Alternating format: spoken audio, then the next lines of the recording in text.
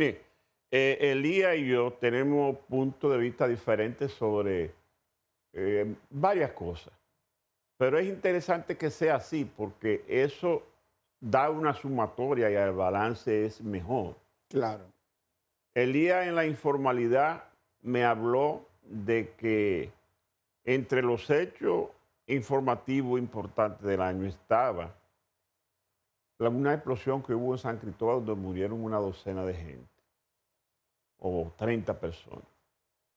Y también me habló de las inundaciones del 18 de noviembre. Para mí esos son dos hechos importantes, pero no vitales en lo que yo creo que es la sumatoria de lo más importante. Importante para mí en el orden de lo local fue el comportamiento de la economía durante el año y los esfuerzos del gobierno por mantenerlo estable, haciéndose daño con los empréstitos para mantener ese ritmo y para mantener la producción con tasa cero para los préstamos a los agricultores, ese tipo de cosas. Y por encima de todo eso, se aumentó la deuda, pero se mantuvo la estabilidad. Para mí eso es muy importante, que un país sea económicamente estable, porque también le da estabilidad política y estabilidad democrática. Y esos esfuerzos, pese a lo perjudicial que son los préstamos, lograron mantener eso. Para mí eso es importante. ¿Qué es importante para mí? Que ocurrió en el 2023, o la situación en la frontera y aquella expresión del presidente de que cuando él cerró la frontera definitivamente y la militarizó y dijo, está cerrado la frontera y hasta que no se paralicen los trabajos del canal que están construyendo de aquel lado, va a mantenerse cerrada. Sin embargo, la frontera se abrió, no se dijo nada, pero el presidente sí dijo una expresión importante. Y ahí está la noticia. Ya en la frontera nada será igual a partir de ahora, porque el registro biométrico, eso no lo detiene nadie y eso va a ser permanente. Y los haitianos ya aceptan ya esas reglas de juego. Se ha normalizado el comercio, pero ellos saben que tienen que pasar frente a unos guardias y a unos inspectores de migración que le hacen el registro o verifican su registro. Y ya pese a que el comercio y la producción industrial para abastecer a Haití se le hizo terrible daño a esa situación, ya eso está prácticamente normalizado después que Industria y Comercio dijo, ya hemos aperturado la exportación de materiales para la construcción en Haití. Los productores de pollo y de huevo dijeron, ya la producción está normal para Haití. Y las autoridades de la frontera norte, que es la más conflictiva, dijeron, se han hecho ya 2 semanas, 4 días de mercado normales. Entonces, para mí, esos dos hechos, fíjense que como yo los relaciono, que tienen un componente político y económico, esos dos hechos fueron importantes para mí.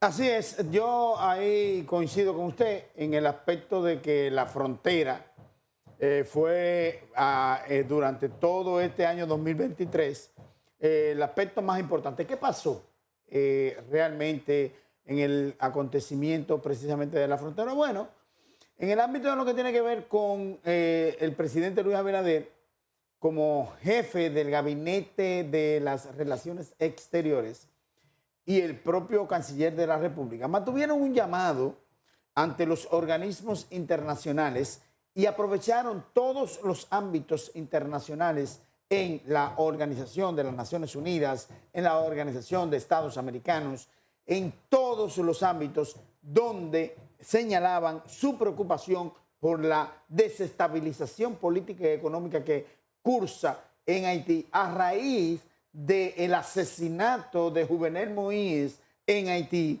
y que no había visión, no se veía un norte para ese país que venía en detrimento cada día más y un desorden y las pandillas gobernando en ese país. Había una gran preocupación de este país, de su gobierno, del presidente Luis Abinader, por esa situación. Muchos de los haitianos se molestaron por esa situación. Hubo uno ahí que se llama Joseph, que piensa que él puede ser candidato presidencial en esa zona, pero realmente, Claude Joseph, pero realmente parece que no es un gran líder en esa zona. ¿Y qué pasó? Que Haití comenzó a construir un canal en la zona precisamente de frontera con Dajabón, Juana Méndez. El presidente Luis Abinader estaba en una reunión, el canciller de la República en el Ministerio de Relaciones Exteriores, cuando el presidente Luis Abinader había advertido que si continuaban con la construcción de ese canal, iba a tomar medidas drásticas como el cierre de la frontera. Y en medio de esa reunión en la que había precisamente diplomáticos haitianos en la Cancillería, el presidente no esperó otra cosa y dijo, cierre de la frontera. Eso sorprendió a todo el mundo. Y entonces, a raíz de la posición del presidente Luis Abinader, del gobierno del presidente Luis Abinader, pues entonces hubo reacciones de la otra parte.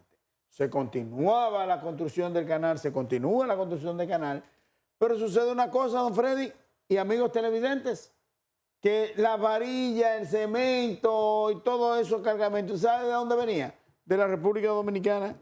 Al cerrar entonces el comercio y cerrar la frontera, se prohibió precisamente que pasen esos materiales hacia el otro lado, pues entonces Haití quiso radicalizar su posición. Cuando todo iba, ¿verdad? Porque también lo que es una cosa a favor, otra viene en contra. En el comercio de la frontera se benefician ambos países. Y la República Dominicana tuvo que diseminar todos esos huevos y esos pollos que se venden en la frontera en el mercado interno y buscar otros mercados cerca para poder expender esas mercancías y esos productos. Pero además el mercado binacional, el mercado de Dajabón, el mercado de Elías Piña, Pedernales y Jimaní son sustento económico no solamente de esa familia, sino también de las grandes empresas dominicanas que suplen de todos los materiales a Haití. Pero le voy a hacer un dato, don Freddy. En los puertos de Haití, por la inestabilidad económica que hay, no reciben mercancías, porque las bandas se adueñan de esas mercancías en los puertos. Y todo lo que se importa en Haití vienen a través de los puertos dominicanos. Y se encargan precisamente los comerciantes dominicanos de esos menesteres. Eso estaba paralizado totalmente Haití. Pero estaban ensoberbecidos los haitianos, especialmente la cúpula empresarial y política, que nada tiene que ver con los pobres de ese país, que sí viven de ese comercio. En una ocasión fue tan duro que el comercio aquí, la frontera, se quiso abrir y los haitianos no quisieron. Y lo que hicieron entonces los haitianos fue ellos mismos romper la puerta, romper el candado y decir, ustedes no están sufriendo lo que estamos sufriendo nosotros. Y finalmente se abrieron los mercados, como usted había dicho anteriormente. Mire, para mí importante del año 2023 es ver el comportamiento del año preelectoral, a partir de que se definieron cosas y que sucedieron otras que no estaban previstas. Por ejemplo, se definió la candidatura del presidente Luis Abinader para optar por una reelección en su partido PRM. y hacer los aprestos de alianza con partidos minoritarios y también la negativa de algunos políticos de ese partido a no compaginar con el comportamiento electoral del presidente. Por ejemplo, Carolina estuvo reacia a aceptar la candidatura a repetir en la alcaldía de Santo Domingo, pero al final el presidente la convenció.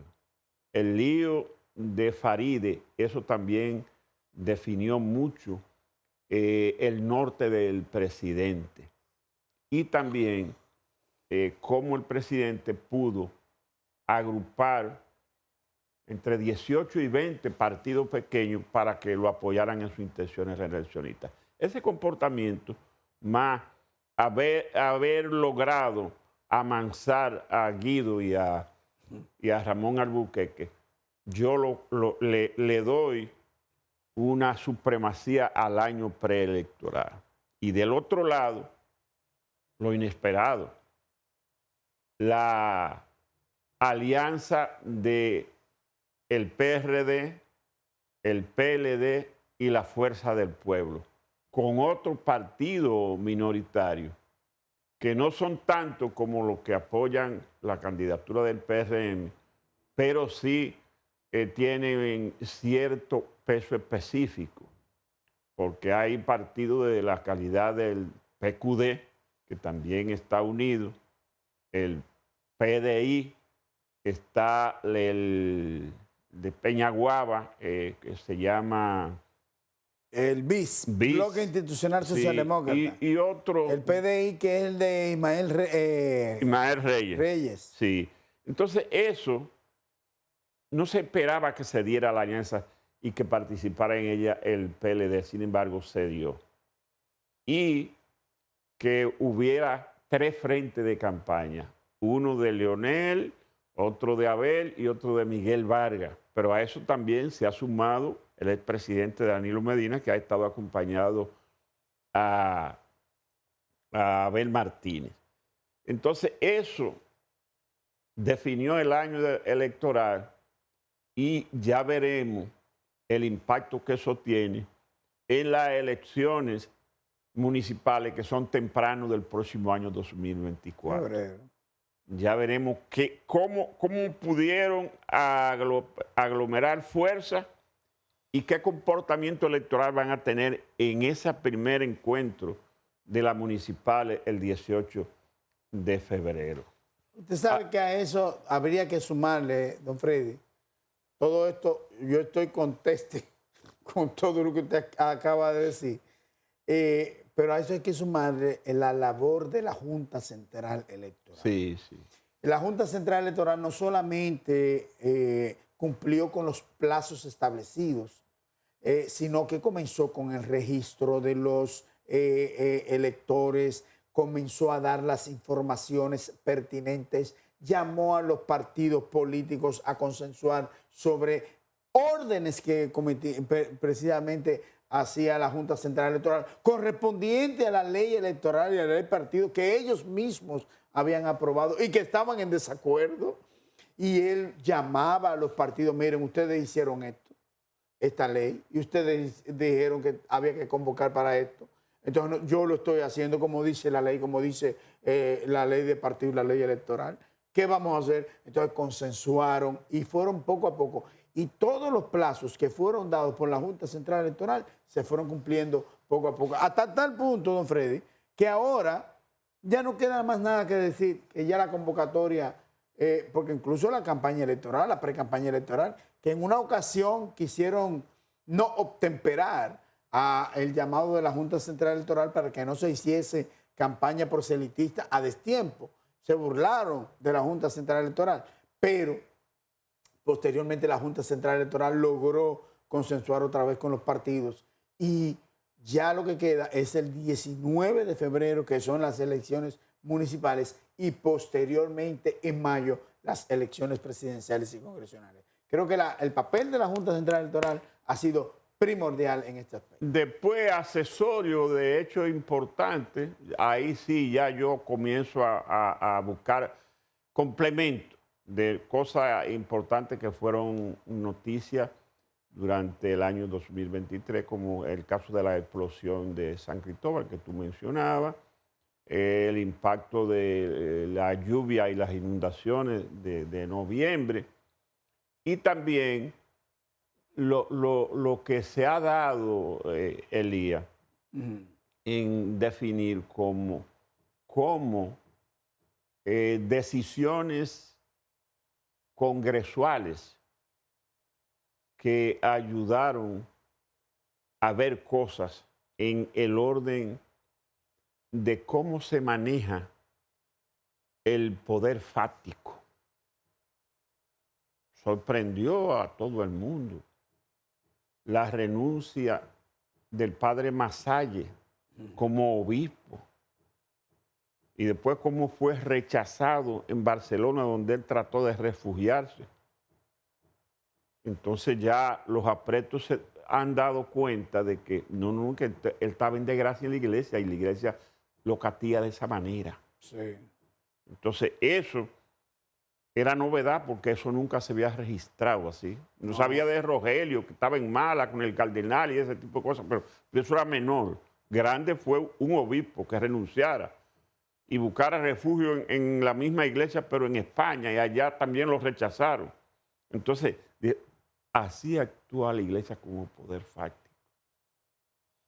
Cómo el empresariado mueve sus hilos para hacer cosas. Pues, entonces, todo ese comportamiento, el que le da seguimiento a los asuntos, se da cuenta cómo los grupos empresariales colocan los grupos empresariales emergentes colocan su poder. El caso de los Rainieri, con un periódico, una cadena de medios de comunicación, haciendo opinión pública, teniendo exposición de liderazgo, el gerente general de ese grupo. Entonces, fíjate, todo eso se vio en el 2023. Sí, sí. Lo del empresariado, Grupo Risset de San Francisco de Macorís, Grupo Rainieri de Punta Cana. Los Azuri. El grupo de Santiago, que mantiene la hegemonía de todo y tiene el control de medio gobierno. Entonces, eso yo le doy importancia. Cómo se manifiesta el comportamiento de los poderes fácticos durante el último año, o sea, el 2023. Sí, el acontecimiento de San Cristóbal, el 14 de agosto de este año 2023, yo lo considero importante porque allí las víctimas mortales de este acontecimiento fueron sorprendidas por una de las más grandes explosiones que han ocurrido en la República Dominicana. Mucha gente me recordó lo que ocurrió en la base naval 27 de febrero, que fue un polvorín precisamente que había ahí en esa base que explosionó. Pero en San Cristóbal, don Freddy, en el año 2003, amigos televidentes, hubo una explosión de morteros de un polvorín que había en la fortaleza Antonio Duvergé en San Cristóbal. Sí. Pero ¿qué pasó? Que esos morteros no hicieron tanto daño. Hubo una o dos personas heridas y eso fue de madrugada que ocurrió. Pero la explosión de San Cristóbal fue a plena luz del día, mató alrededor de 30 a 40 personas, mutiló muchas de ellas y el acontecimiento borró una zona que en San Cristóbal mucha gente no quiere cruzar por ahí. Le dicen la zona cero. Una cosa muy, pero muy fuerte para esos fines. Y finalmente, lo del 18 de noviembre, para culminar con esa información, decir que doña Gloria Ceballos, cuando daba la información el mismo día, dijo una frase que a mí me impactó. Dijo, este acontecimiento que acaba de ocurrir es hijo del cambio climático. Y eso nosotros no podemos negarlo. También el año 2023 fue el hijo del cambio climático. Gracias, señores. Ese es nuestro resumen del año. Con ello termina nuestra exposición en 360 grados por el periodo. Ya el próximo programa va a ser el próximo año. Mientras tanto, les deseamos que tengan un feliz año nuevo, que su comportamiento sea ejemplar, que hagan sus planes para el próximo año y que despidan con una sonrisa el año que termina. Todo se puede hacer. Podemos celebrar el año que viene, el año nuevo. Podemos comer, podemos beber, podemos gozar, pero hagámoslo con moderación. Hasta el año próximo.